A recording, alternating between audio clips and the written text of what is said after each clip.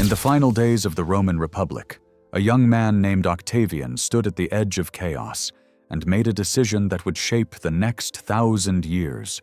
Rome had torn itself apart through civil war, and the people were exhausted. They wanted peace more than they wanted freedom, and Octavian understood this. In 27 BC, he appeared before the Senate and announced that he was restoring the Republic, returning power to its rightful place. The Senate, recognizing the performance, gave him a new name instead.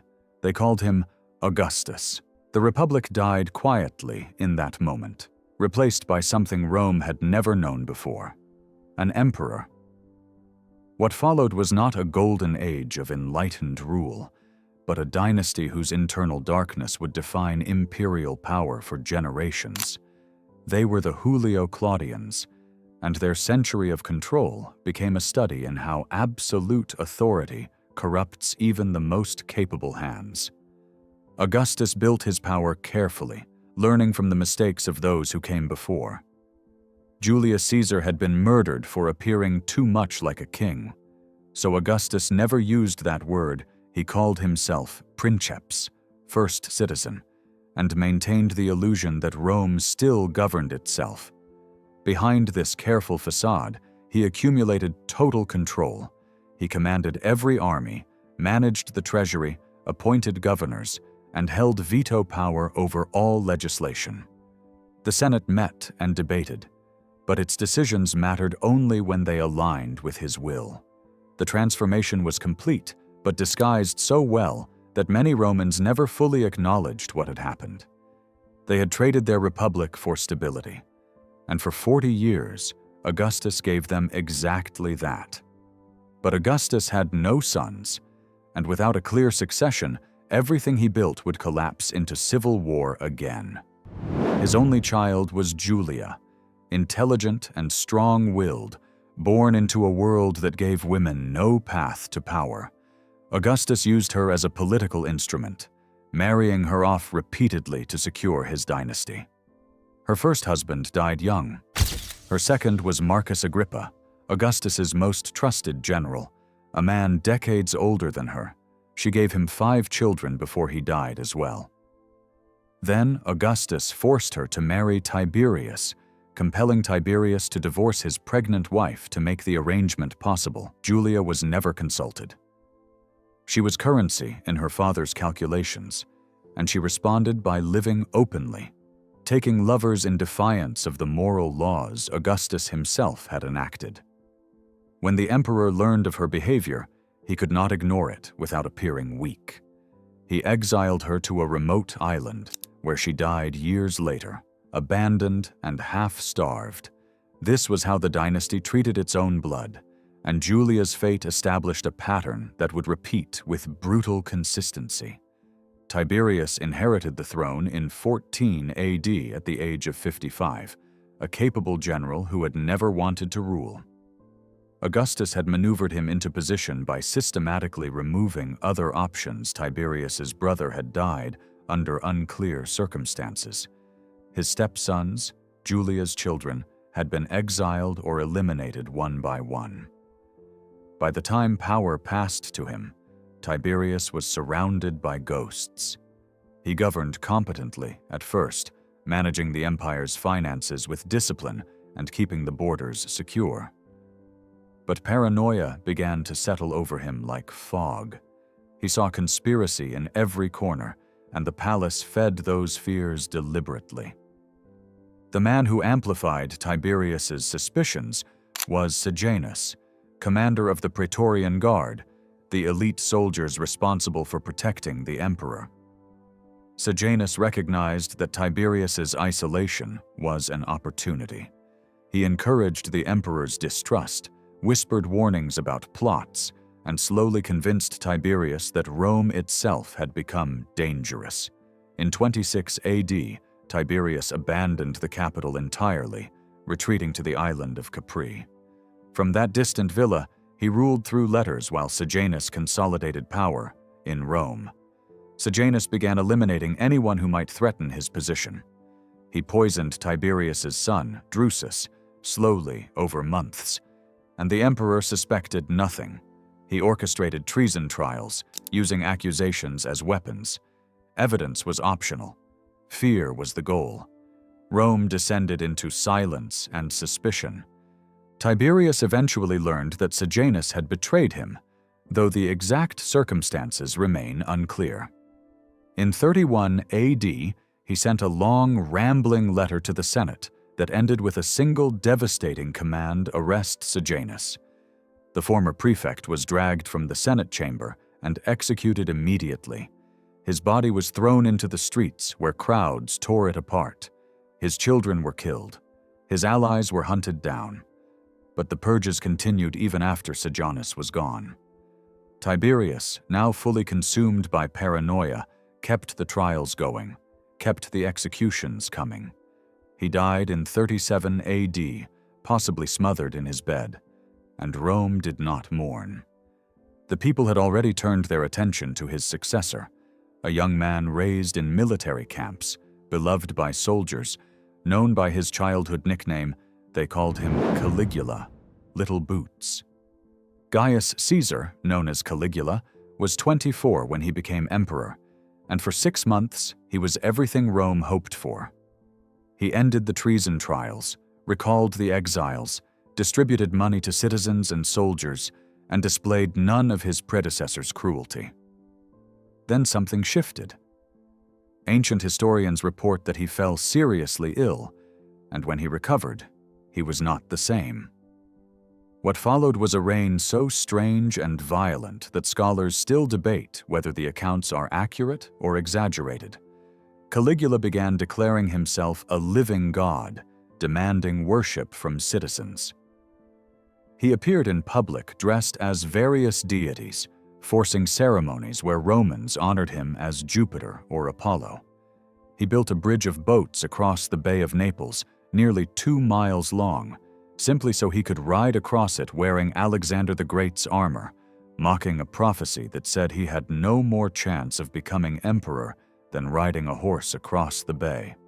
The boundary between ruler and tyrant dissolved completely. Caligula slept with the wives of senators, while their husbands sat at the same table. He killed on impulse, sometimes ordering executions during dinner for his own entertainment. He ordered his soldiers to attack the sea, stabbing at waves and collecting seashells as spoils in a mock war against Neptune.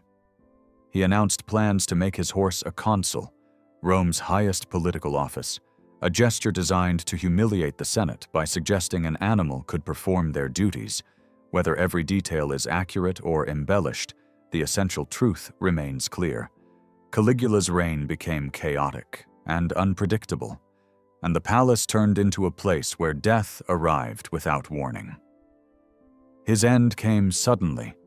In January of 41 AD, officers of the Praetorian Guard, led by a man named Cassius Chaerea, whom Caligula had mocked repeatedly, cornered him in a narrow corridor. They stabbed him 30 times. They killed his wife and murdered his infant daughter by smashing her head against a wall. The violence was total and immediate. The guards then found Caligula's uncle hiding behind a curtain, a man most people considered too weak and foolish to be dangerous. They dragged him out and declared him emperor, partly because there were no other obvious heirs. His name was Claudius, and he would surprise everyone who had dismissed him. Claudius had survived in the Imperial family precisely because people underestimated him. He walked with a limp, spoke with a stutter, and drooled when anxious. His own mother had called him unfinished, a creature nature had abandoned halfway through. The family kept him away from public ceremonies, hidden from view, treated as an embarrassment. But Claudius had spent those decades reading and studying, writing histories of civilizations Rome had conquered. He understood governance better than his more glamorous relatives ever had. As emperor, he proved remarkably capable. He expanded the empire, ordering the invasion of Britain in 43 AD, the first serious attempt since Julius Caesar's brief expeditions a century earlier.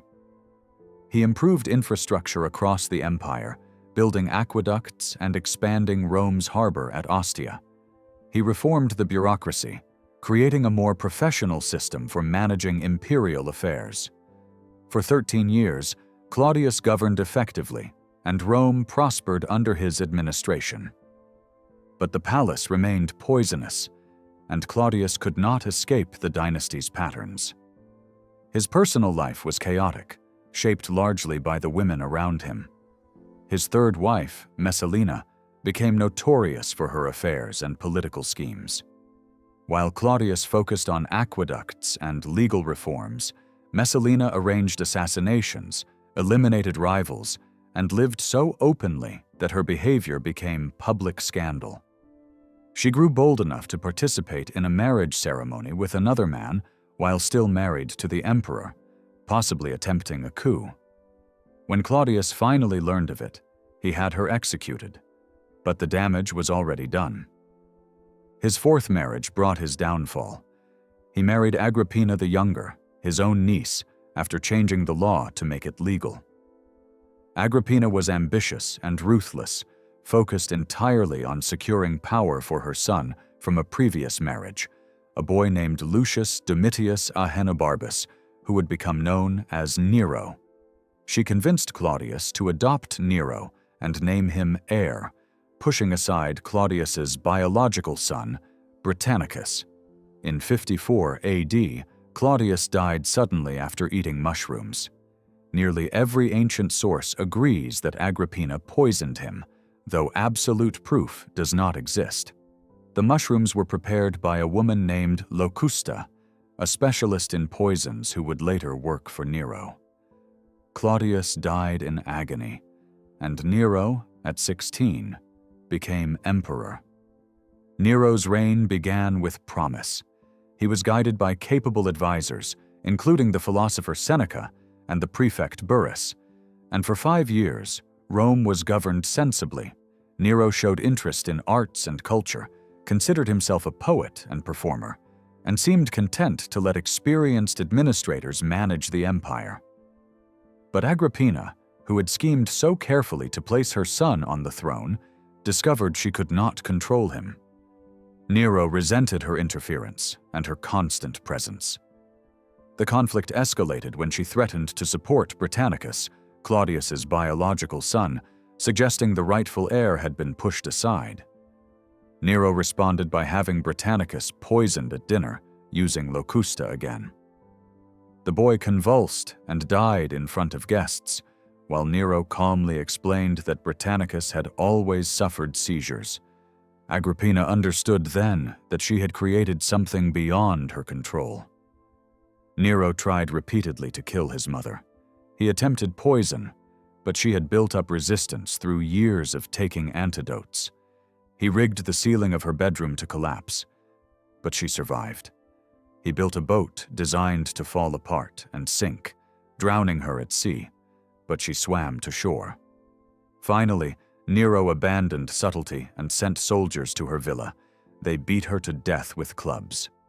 According to some accounts, her last words directed the soldiers to strike her womb, the place that had given birth to such a son.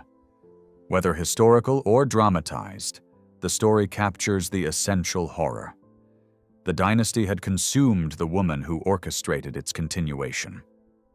Without restraint, Nero indulged fully in his fantasies. He divorced his wife Octavia, had her exiled and then executed, and married Poppaea instead. He performed publicly as a musician and actor, forcing senators to attend and applaud, despite performing on stage being considered deeply shameful for anyone of high rank. He competed in the Olympic Games, fell from his chariot, but was declared victor regardless. He began construction on the Domus Aurea, an enormous palace complex covering vast sections of Rome, complete with an artificial lake and a massive statue of himself depicted as the sun god. In 64 AD, fire swept through Rome, burning for 6 days and destroying entire districts. Rumors spread immediately that Nero had started it to clear space for his building projects. The story that he played music while Rome burned is likely false, but it persisted because it felt true to his character. Nero needed someone to blame and chose a small religious group most Romans barely knew. He blamed the Christians, arresting them in large numbers and executing them in elaborate public displays. Some were burned alive as human torches to light his gardens. Others were torn apart by animals or crucified along the roads. This persecution marked Christians as enemies of the state for the next 2 centuries, but it did not restore Nero's standing. By 68 AD, the empire turned against him. Provincial governors rebelled. The Senate declared him a public enemy. The Praetorian Guard withdrew their support. Nero fled Rome and hid in a servant's house outside the city.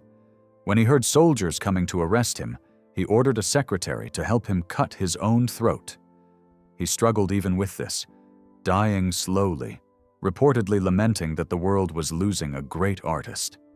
He was 30 years old. With his death, the Julio-Claudian dynasty ended after nearly a century of rule. They had transformed Rome from a republic into an empire, expanded its territory to unprecedented reach, and built monuments that endure into the present.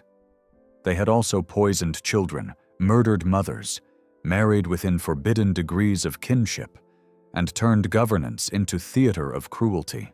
They demonstrated what happens when absolute power moves through family lines without accountability or merit. The Julio-Claudians were Rome's first emperors, and they established a template that would repeat wherever dynastic authority went unchecked. Their legacy is written in marble and blood. A lesson that power treated as birthright rather than responsibility leaves consequences that echo across centuries.